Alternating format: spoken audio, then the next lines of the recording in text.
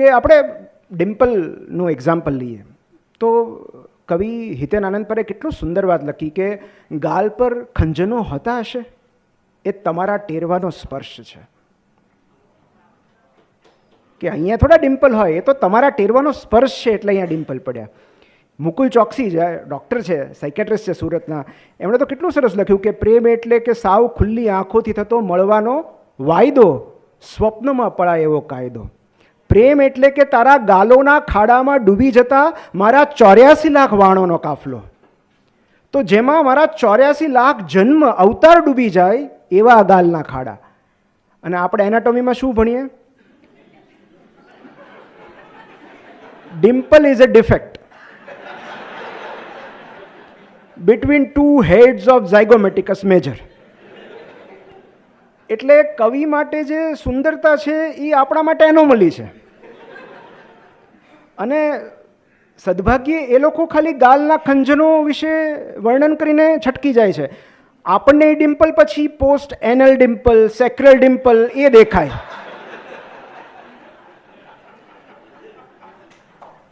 કે આ સ્પાઇના બાયફિડા હશે ને કાં તો ટીથર્ડ કોટ સિન્ડ્રોમ હશે. એટલે અને મને છે ને બહુ ઓનેસ્ટલી કહું છું, મને મોટિવેશનલ સ્પીકર શબ્દ નથી ગમતો. કારણ કે મેં હમણાં જ કહ્યું કે જે પરિવર્તન પીડાથી આવે છે એ પ્રેરણાથી નથી આવતું. એટલે મને એટલું સમજાઈ ગયું છે કે મારી સામે રહેલા યુરિનરી રિટેન્શનના પેશન્ટને હું ગમે એટલું મોટિવેટ કરું,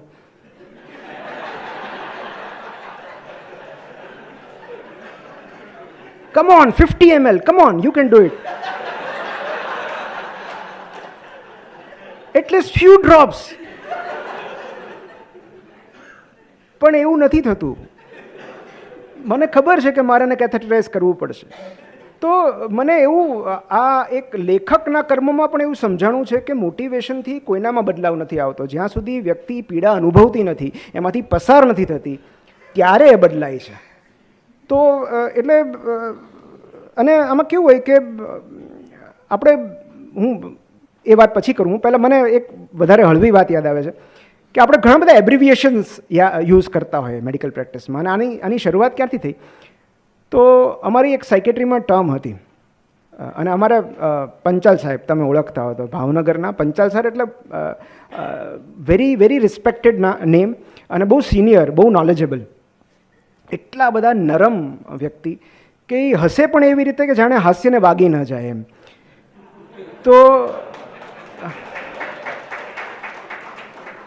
તો મેં સરને ક્યારેય એમનો અવાજ, એટલો સૌમ્ય વ્યક્તિત્વ, એમનો અવાજ મેં ક્યારેય ઊંચો થતા નથી સાંભળ્યો. હવે હું સાહેબની બાજુમાં ઊભો હતો ત્યારે તો કેવો ઇન્ટર્નશીપમાં આપણને એમ હોય કે આપણે કંઈક નવું જાણી લઈએ એમ. તો એમણે એકવાર લખ્યું PHNC અને પછી બધું લખ્યું, આ બાજુ મેડિસિન લખી અને PHNC ઉપર આમ રાઉન્ડ કર્યું. એટલે હવે આટલા મોટા સાહેબને પૂછાય કેમ કે આપણું અજ્ઞાન પ્રદર્શિત થાય ને. એટલે મેં કીધું આ મારે જોવું પડશે. ત્યારે તો ગૂગલ હતું નહીં, એટલે મેં સાયકેટ્રીની બુકમાં બધે જોઈ લીધું કે આ PHNC છે શું એમ. પણ ક્યાંય જવાબ ન મળ્યો. મેં કીધું PTSD તો બરાબર છે, પોસ્ટ ટ્રોમેટિક સ્ટ્રેસ, પણ આ PHNC શું છે? એટલે મેં 2-3 સિનિયર્સને પૂછ્યું તો એમને ખબર નહોતી. લાઇબ્રેરીમાં ગયો, લાઇબ્રેરીમાં સાયકેટ્રીના પુસ્તકો જોયા, ક્યાંય આ ટર્મ નહીં. એટલે મને નવાઈ લાગી. મેં કીધું આવું તો શું મિસ કરી રહ્યો છું. મેં કીધું હવે સરને પૂછી લઈએ. નેક્સ્ટ ટાઈમ જ્યારે પેશન્ટ આવ્યું, સાહેબે પાછું લખ્યું PHNC. એટલે મેં પૂછી લીધું, સર આ કયો ડિઝીઝ છે, કયો ડિસઓર્ડર છે? મને કે ડિઝીઝ નથી, PHNC એટલે patient has not come, relative આવ્યા છે.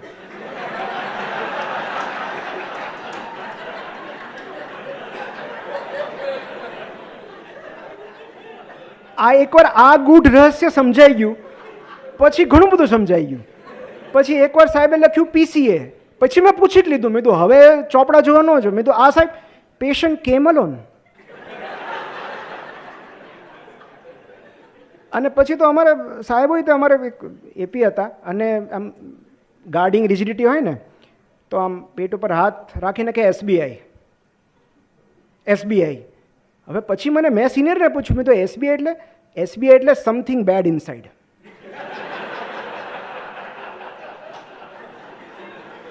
એટલે કે આ સિમ્પલ પરફોરેટેડ એપેન્ડિક્સ કે ઇન્ટેસ્ટિનલ પરફોરેશન નથી, કાં મેલિગ્નન્સી હશે, કાં મિઝેન્ટ્રિક ઇન્ફાક્ટ હશે, મતલબ કંઈક મોટું આવશે આમાં. એ એવું જ એક હતું એનએડી. અમારે એમાં કેવું, અમારે ત્યારે રેડિયોલોજીસ્ટ ફૂલ ટાઈમ નહોતા, તો એક વિઝિટિંગ રેડિયોલોજીસ્ટ હોય. હવે એમને જ્યારે સમય મળે ત્યારે એ આવે. અમારે ત્યારે બહુ પ્રોબ્લેમ હતો, તો અમારે રાત્રે એક્યુટ એબ્ડોમેન તો સવાર સુધી સોનોગ્રાફી પેન્ડિંગ રહે. અને સવારે સાહેબ રાઉન્ડમાં આવે પ્રોફેસર, ત્યારે તો પૂછે જ કે અત્યાર સુધી રાતનું પેશન્ટ આવ્યું છે, અત્યાર સુધી શું કરો તમે, યુએસજી નથી થઈ? તો એકવાર રાઉન્ડમાં એક્યુટ એબ્ડોમેનવાળું પેશન્ટ અને પ્રોફેસરે પૂછ્યું યુએસજી, એટલે સિનિયરે બહુ કોન્ફિડન્સથી કીધું એનએડી. એટલે મને નવાઈ લાગી, બધું થઈ જ નથી તો ક્યાંથી એનએડી હોય? તુષારભાઈ, એનએડી એટલે નો એબનોર્માલિટી ડિટેક્ટેડ. એવું સામાન્ય રીતે તમે એનએડી લખતા હોય, નો એબનોર્માલિટી ડિટેક્ટેડ. મેં કીધું થઈ જ નથી તો ક્યાંથી ડિટેક્શનની વાત આવે? પછી મેં સિનિયરને પૂછ્યું, મેં કીધું એનએડી એટલે? મને કે સરને ખબર છે. મેં કીધું કહો તો ખરા. તો કે એનએડી એટલે નોટ એકચ્યુઅલી ડન.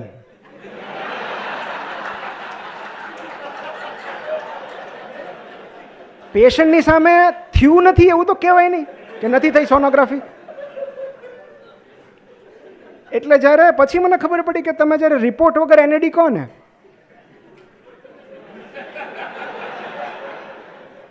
પછી તો અમે ડ્રેસિંગમાં એવું શીખી ગયા હતા કે બેગ ચાલીને ડ્રેસિંગ થઈ ગયા એનએડી. એટલે આ ઘણીવાર જેટલું પેશન્ટ પાસેથી શીખવા મળે એની કરતાં વધારે સિનિયર પાસેથી શીખવા મળતું હોય છે. એકવાર અમારા એક સાહેબ હતા, એ આમ રાઉન્ડ લે એટલે લિટરલી આપણને એમ થાય કે એ આમ મોર્નિંગ વોકમાં નીકળ્યા છે, એમ ડિસ્ચાર્જ કરી દો આમ.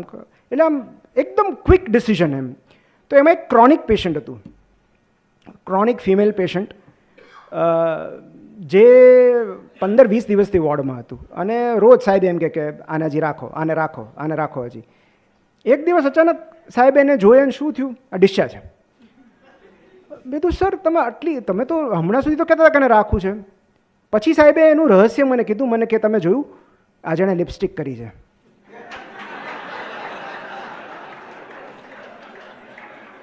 જો કોઈ સ્ત્રી લિપસ્ટિક કરવા જેટલી સ્વસ્થ હોય તો એ ડિસ્ચાર્જ કરી શકાય.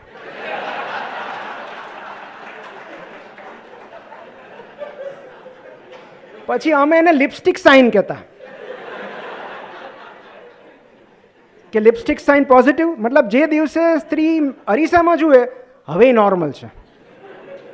કેટલાક પતિ અલગ રીતે એના માપદંડ કાઢતા હોય છે કે આજે સવારે થોડુંક ઝઘડી એટલે સારું છે. મતલબ જ્યાં સુધી ઝઘડો નથી થતો ત્યાં સુધી હજી બીમાર છે. એટલે આપણી પાસે ટર્મિનોલોજીનો ભંડાર છે. ખબર ન પડતી હોય તો ઇડિયોપેથિક લખી નાખો, ડાઉટફુલ હોય તો ઇક્વિવોકલ લખી નાખો, અને આપણા રસનું ન હોય તો અનરિમાર્કેબલ. અને જે પેન કન્ટિન્યુઅસ રહે, રિફ્રેક્ટરી હોય, એના માટે કહી દો ફંક્શનલ પેન અને મોકલી દો. સો અને આઈ થિંક પીએસવાય તો આપણે બધાએ બહુ અવારનવાર લખેલી ટર્મ છે. પણ આવા જ એક પીએસવાય પેશન્ટનું મારે તમને એક પ્રસંગ કહેવો છે કે એક પેશન્ટ એક્યુટ એબ્ડોમિનલ પેઇન સાથે આવ્યું, સિવિયર દુખાવો, and everything was normal. Sonography, CT, everything was normal. Voluntary guard કરે પણ રેસ્ટ વોઝ નોર્મલ. એટલે આપણે પૂછીએ કે શું ખાધું તું? એટલે કે સાહેબ હું બિલાડી ગળી ગયો. હું બિલાડી ગળી ગયો. એટલે એના રિલેટિવ્સને પણ એમ થાય કે સાહેબ આનું થોડું ચસકી ગયું છે, આપણે એને સમજાવીએ કે એમ બિલાડી ન ગળાય. તો કે ના પણ હું ગળી ગયો એટલે જ મને પેટમાં દુખે છે. પછી સગા એને ઘરે લઈ ગયા, ખૂબ સમજાયો તો એનું એબ્ડોમિનલ પેઇન મટે નહીં. એટલે પછી એને સાયકેટ્રિસ્ટ પાસે લઈ ગયા. સાયકેટ્રિસ્ટે કાઉન્સેલિંગ કર્યું, મેડિસિન આપી, ઓસીડીની, એસએસઆરઆઈએસ, બહુ બધું, પણ એનું પેઇન રિલીવ ન થયું. અને પછી એના રિલેટિવ્સ, હવે આમાં કેવું હોય કે સામાન્ય રીતે બધા પ્રશ્નોનો ઉકેલ સર્જન પાસે હોય એવું એ માનતા હોય. એટલે સર્જને કીધું કે I will do the job, એનું પેન હું મટાડી દઈશ. એ કે આપણે લેપ્રોટોમી કરી નાખીએ. તો કે એમ નહીં, આપણે એવું કરીએ કે પેશન્ટને કહેવાનું કે જો તું બિલાડી ગળી ગયો છે, તારી વાત માની લીધી, સાચી, ચલો આપણે એને ઓટીમાં લઈ જઈએ, સેડેશન આપીએ, આપણે બિલાડી કાઢી નાખી છે એમ કરીને પેશન્ટને બહાર લઈ લઈએ. તો સાયકોલોજીકલ જે એની છે એની ટ્રીટમેન્ટ આપણે પણ સાયકોલોજીકલી જ કરીએ ને એમ. અને રિલેટિવને આ વાત સાચી લાગી કે આ બરાબર છે, લોજિક તો સાચું છે. અને ઓટીમાં લઈ ગયા, થોડું સેડેશન આપ્યું, પછી બહાર લાવ્યા. અને જ્યારે પેશન્ટ કોન્શિયસ થયું ત્યારે સર્જને કીધું કે તારી વાત સાચી હતી, તું બિલાડી ગળી ગયો તો પણ અમે ઓપરેશન કરીને બિલાડી કાઢી નાખી છે, આ રે બિલાડી, એમ કરીને બિલાડી બતાવી.